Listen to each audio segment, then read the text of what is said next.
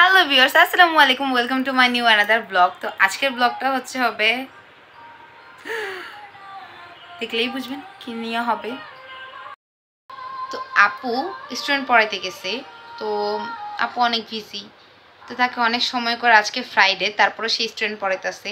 তো তারপর ভাবলাম যে আজকে যেহেতু বাসার স্টুডেন্ট আসবে না, তো আপু বললো যে চলো আমরা আজকে বের হই অ্যান্ড আমাদের প্রয়োজনীয় জিনিস কেনাকাটা করি, আর আমি হেয়ার কাট করবো তার জন্য।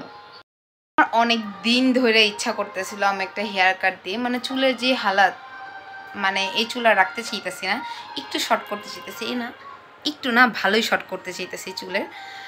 তো যেই কথা সেই কাজ তো করতে হবে না, তো এই কারণে ভাবলাম একটা ছোট্টখাটো একটা ব্লগ করি, যেহেতু আমি একটা হেয়ার কাট দিতেছি আর আমি আর আপু একটু বের হইতেছি। তাই তো আমি আর আপু কেন বের হইতেছি সেটা যেতে যেতে না হয় বলি। তো যাওয়ার তো কথা ছিল আমার একাই, কিন্তু আমাদের সাথে হচ্ছিল স্যারাও জয়েন হয়ে যায়। হুট করে প্ল্যান হয়, কারণ ও বৃষ্টির লোভে বের হয় আর তারপরে রাস্তার বৃষ্টিই পড়ে না, মানে বৃষ্টিতে ভিজার লোভে একটু বের হয়, কিন্তু পরে বৃষ্টি পড়ে না। কিন্তু এখন আমি আর স্যারা চলে যাব আপুকে পিক করতে। আপুর স্টুডেন্ট পড়াইতেছে, সেখান থেকে বের হবে, দেন আমাদের সাথে জয়েন হবে। অলরেডি উনি এসেই পড়ছে। এখন প্রায় স্যারাকে দেখে অবাক হয়ে গেছিল যে স্যারা, আরে তুই এখানে কি করস, তুই না আবি না বলছিস, এগুলো বলতেছিল। তারপর আমরা এখন তিনজন একসাথে চলে যাবো একদম পুলিশ প্লাজা।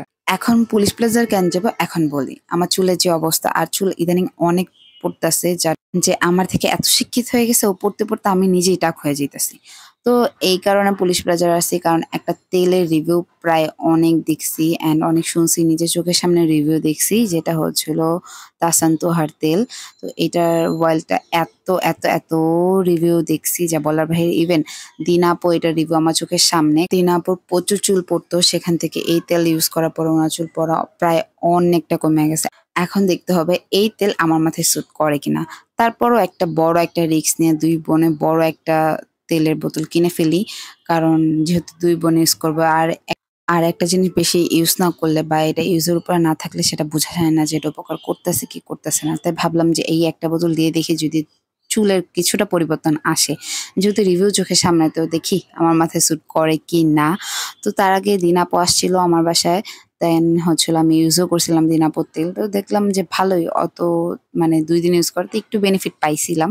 তো দেখি এটা অনেক তাড়াতাড়ি বেনিফিট দেয়। তো এখন দেখি এটা কি হয়, ইনশাল্লাহ যদি ভালো কিছু হয় তাহলে আমি অবশ্যই আপনাদের আমার রিভিউটা জানাবো।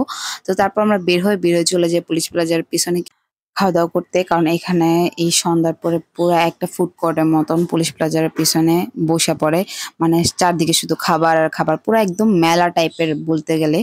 আর এখানে পিজাটা যদি আমি বলি, এখানে আমরা লাইভ পিজা অর্ডার দিই, আর এখানে পিজা যদি বলি তাহলে বলবো পুরাই বাকওয়াস, একটু মজা লাগে নাই।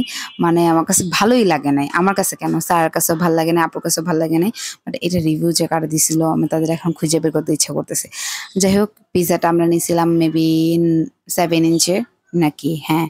আর প্রাইস ছিল 240 টাকা।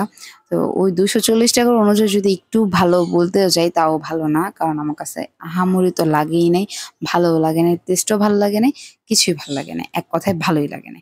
তারপর আমরা আর কিছু ট্রাই করি না, এখান থেকে একদম সোজা বের হয়ে যায়। আর বের হয়ে এখন চলে যাবো আমি হেয়ার কাট করতে।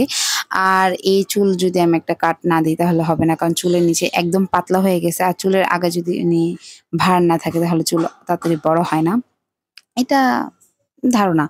যাই হোক, তারপর এখন আমি চুলে কাট দিতে বসে পড়ছি। আমি যেরকম কাট চেয়েছি সেরকম হবে না, কারণ চুলের যে অবস্থা হওয়াটা ইম্পসিবলের ব্যাপারই।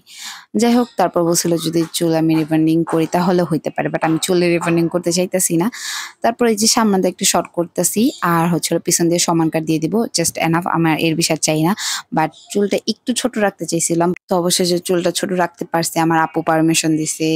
ইভেন মানে পারমিশন আমি পাইছি, তাই আমি ভাবলাম চুলটা ছোট এবার করা যাক। পারমিশন পাওয়া মানে অনেক কিছু, কারণ আমার এই চুলের পিছনে আমার যতটা না মায়া দরদ ভালোবাসা, তার থেকে বেশি ছিল আমার দাদু, তারপরে আম্মুর, তারপরে আপুর।